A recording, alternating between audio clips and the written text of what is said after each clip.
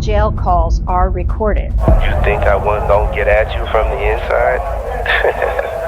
He has reached out to a witness, an alleged participant in multiple freak-offs. Then why Oprah staying quiet? Why Ellen moving to another country? And he's asking people to intimidate witnesses or pay people off. Don't be shocked if nobody show up to testify. Defendant's goal is to blackmail victims and witnesses either into silence or providing testimony helpful to his defense.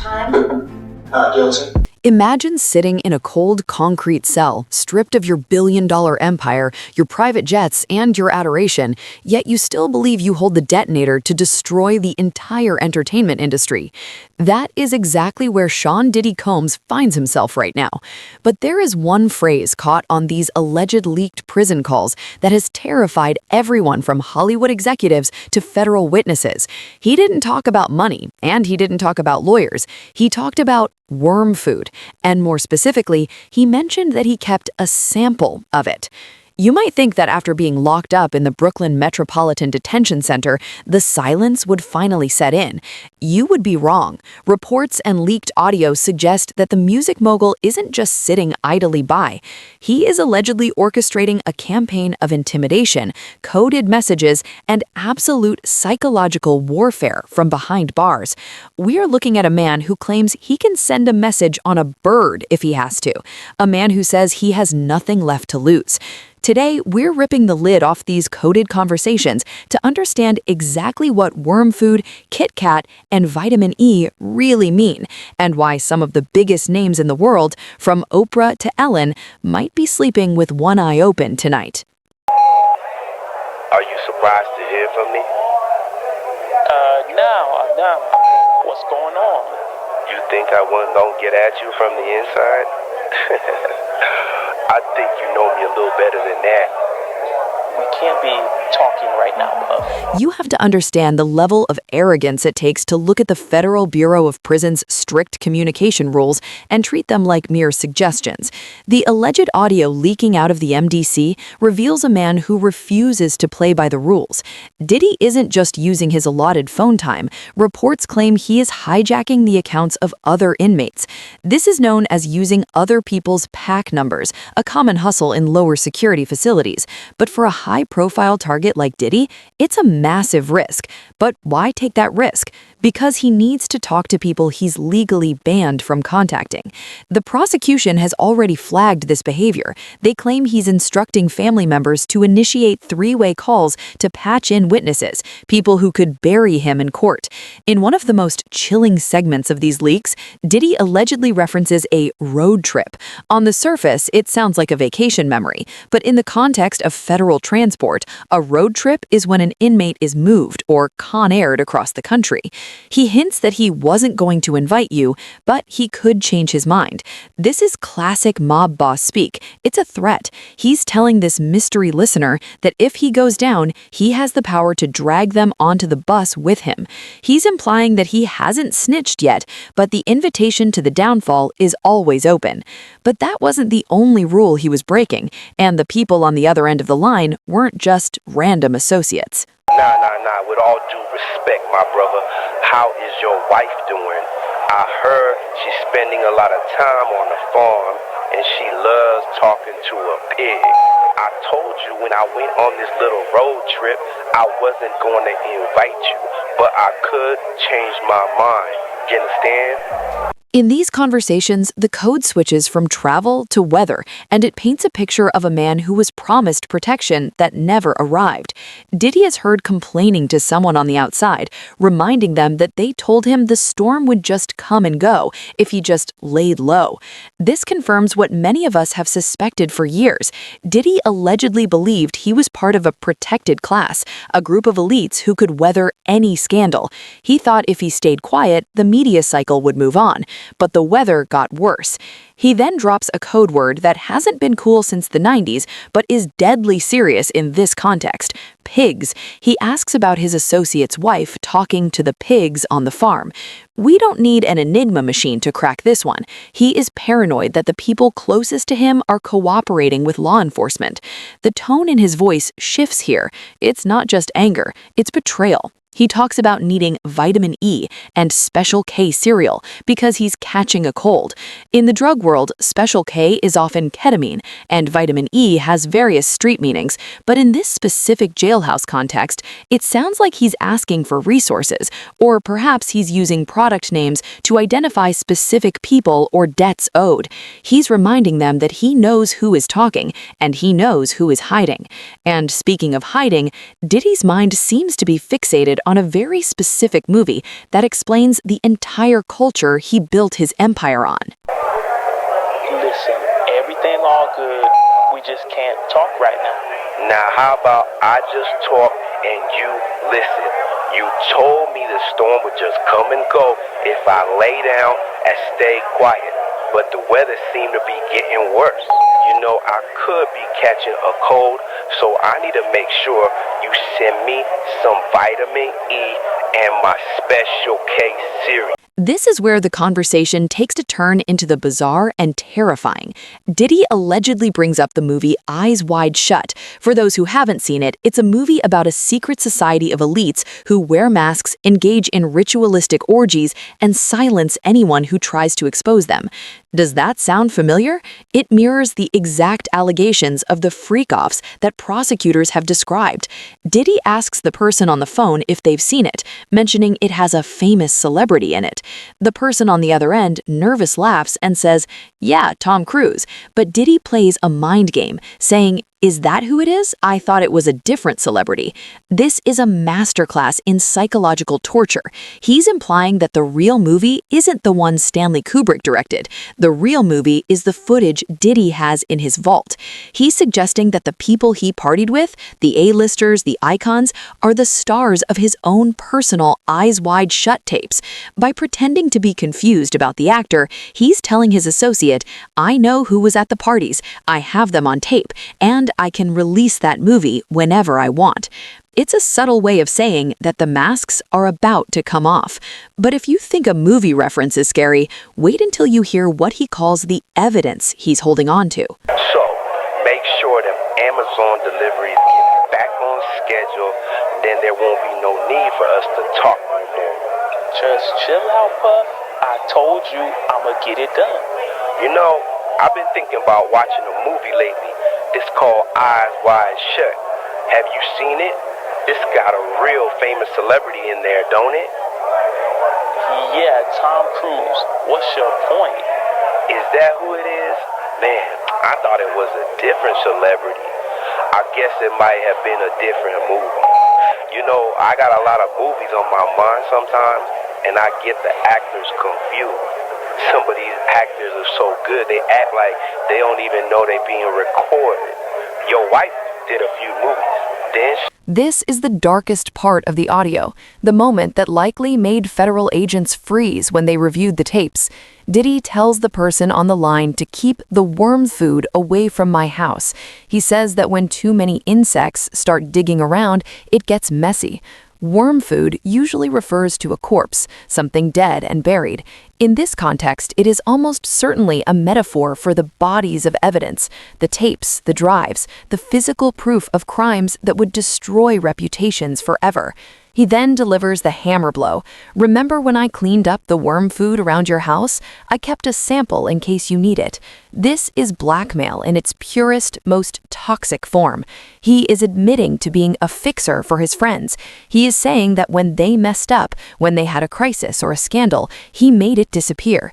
But he didn't destroy the evidence. He kept a copy, a sample. This confirms the long-standing rumor that Diddy's power wasn't just about money, it was about leverage. He is holding a nuclear football of secrets, and he is telling this person that if they don't help him, he will release the sample and let the world see what they did. This leverage might explain why some of the most vocal people in Hollywood have suddenly gone mute. Let's make sure they keep it that way. Man, what's the point of this? I told you everything straight. Good. And make sure you keep the worm food away from my house while I'm gone. It gets messy. Too many insects start digging around. Remember when I cleaned up the worm food around your house? I kept a sample in case you needed. The frustration in Diddy's voice is palpable when he starts listing names. He calls out Oprah, he calls out Ellen, he calls out Leonardo DiCaprio. He asks, why is Oprah staying quiet? Why is Ellen moving to another country? These aren't just random musings. These are his peers. These are the people who attended the parties, who laughed at his jokes, who boosted his status. And now, in his eyes, they have abandoned him. There have been rumors swirling for months that Ellen DeGeneres left the United States to escape the fallout of this investigation, though she claims it was for other reasons. Diddy isn't buying it. He sees their silence as an admission of guilt and an act of cowardice. By name-dropping them on a recorded line, he is doing two things. He is sending a signal to the feds about who they should be looking at, and he is sending a warning to those celebrities that he hasn't forgotten them. He mentions Leo being in Fiji for months, tracking their movements like a predator watching prey. He's letting them know that even from a cell, he is watching. He feels he is taking the fall for a culture they all participated in, and he is getting ready to flip the table. You don't got what you think you got. Okay, you getting all fired up. I like that, Daddy. It's all love. But if I don't got what I think I got, then why Oprah staying quiet? Why Ellen moving to another country? Why Leo been in Fiji for months? When I get this bail though, this case going away. I don't need no phones. I don't need no internet. I'll send a letter on a fucking bird. You already ruined my fucking name. And you know what that means? You going up against somebody who got nothing to lose and everything to gain. But among all the famous names, there are two code names that have everyone puzzled, and they might be the key to the entire prosecution. In the midst of his rant, Diddy warns the listener, "Don't have another KitKat. It's bad for you. She made me gain weight." This is clearly not about chocolate. KitKat is almost certainly a code name for a woman, likely a witness or a former lover who has turned against him. The comment about gaining weight is a metaphor for the stress and the heavy legal burden she has placed on him. In the world of organized crime, giving a witness a nickname like this is a way to dehumanize them and mark them as a target without saying their legal name on a recorded line. I kept a sample in case you need it. Oh, really? Listen, don't push your limits, Puff. I ain't the one to play with. You in there, and I'm out here. Oh, and don't have another KitKat. It's bad for you. She made me gain weight. And get 44 on board again. Make him pull some strings again, or else. Then comes the demand. Get 44 on board again. Make 'em pull some strings. Who is 44? The immediate assumption is political. Barack Obama was the 44th president. We know Diddy has rubbed shoulders with presidents and power brokers for decades. Is he delusional enough to think a former president can intervene in a federal sex trafficking case? Or is 44 a code for a specific weapon caliber or a high-ranking gang member? The desperation here is terrifying. He is ordering his associates to activate a sleeper asset, someone with the power to pull strings and make the charges disappear. It shows that he still believes the legal system is something that can be bought and sold, provided you have the right contact number. Kid, he got powerful people. One of his partners who started his company with money, President Obama, got him out of prison. So it's not like she don't have no moves. As the calls wrap up, we see the mask of the celebrity slip away entirely, revealing a man who feels cornered and dangerous. He screams that he doesn't need phones or the internet. He says, "I'll send a letter on a f***ing bird." It sounds absurd, almost comical, but the intent is deadly serious. He is saying that no amount of isolation can stop him. He is willing to use the most archaic, desperate methods to get his orders out to the street. He closes with a chilling realization. You already ruined my name. You're going up against someone who got nothing to lose. A billionaire with a reputation to protect is dangerous, but a fallen mogul with no reputation left is lethal. He is telling the world that he is no longer playing defense. If he's going down, he is going to scorch the earth. The worm food, the samples, the KitKats, it's all ammunition in a war he intends to fight until the bitter end. Okay, that was a long time ago, Puff. What the fuck are you trying to say? Oh, nothing. Just talking to an old friend. You know, I haven't talked to friends in a long time. It seemed like they forgot about me. Let's make sure they keep it that way. First of all, Puff, you need to watch your mouth. You know who you talking to? Second of all, this the that got you in the first place. You always think that you're bigger than what you really are. You need to stop trying to bite the hand that feeds you, and you wouldn't be in this position. And you don't got what you think you got. You'd think a man facing life in prison would listen to his legal team, especially when those lawyers are some of the most expensive in the world. But Diddy has gone rogue. According to the court documents and the leaked audio, his attorneys explicitly advised him against running a social media campaign while behind bars. They told him it would look manipulative. They told him it would backfire. But Diddy, in his arrogance, allegedly ignored them all. He engineered a birthday video involving his children, a clip that seemed sweet on the surface, his kids singing happy birthday to daddy. But the prosecution argues this wasn't about love, it was about jury tampering. In the leaked call, Diddy is heard practically directing the scene, saying, "Make me look like a good father." He knows he can't win on the facts, so he is trying to win on emotion. He is banking on the hope that if he floods the internet with images of his family, the public might forget the freak-offs and the allegations.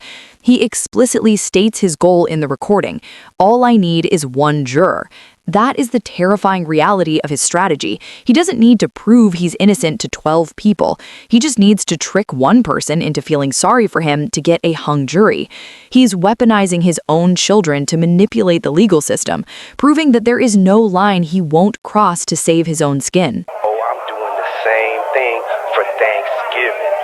Make sure you send it straight to the Shade Room and TMZ. Make me look like a good father, and all I need is one juror to be on my side, and this case is over. The defendant also frequently instructs individuals who he contacts by telephone, including family members and his attorneys, to add other individuals via three-way call. So you're trying to say his attorneys is calling three-way too? And he allegedly ignored his lawyers when they told him not to do the social media campaign around his birthday, but he wanted to do it anyway. All right, sing happy birthday to Daddy. I